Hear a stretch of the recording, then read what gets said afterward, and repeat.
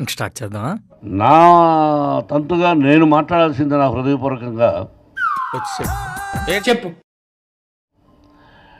భారతదేశం అంటే ఇది. దేశం చాలా పెద్దది, మీరంతా మ్యాప్లో చూసే ఉంటారు.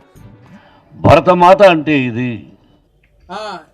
రామ జన్మభూమి అంటే ఇది.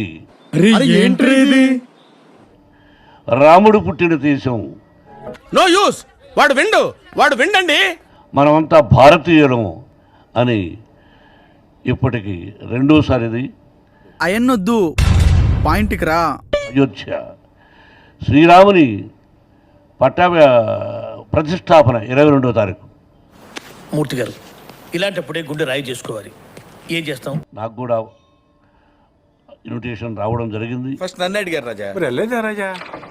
భాషాభిమానం, తెలుగంటే ప్రాణం. భాషాభిమానమో బొంగ.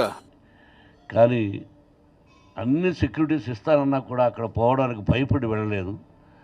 వింటానికి విల్లింగ్ గా ఉంటే శ్రీకృష్ణుడు భగవద్గీతలో అర్జునుడికి ఇంత చెప్పాడు. క్షమించని మంత్రం రాశాను.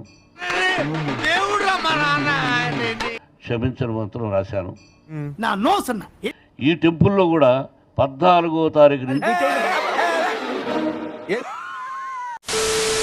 సాంప్రదాయిని సుప్పిని సుఖ పూసని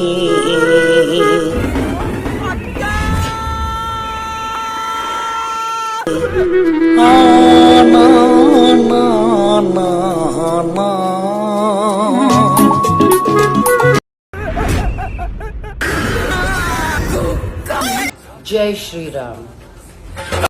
మస్తు షేడ్స్ అయినా నీలా. అబ్బో కమల్ హాసన్. నా పెర్ఫార్మెన్స్ మీకు నచ్చినట్టయితే ఈ ఛానల్ ని సబ్స్క్రైబ్ చేసుకోండి.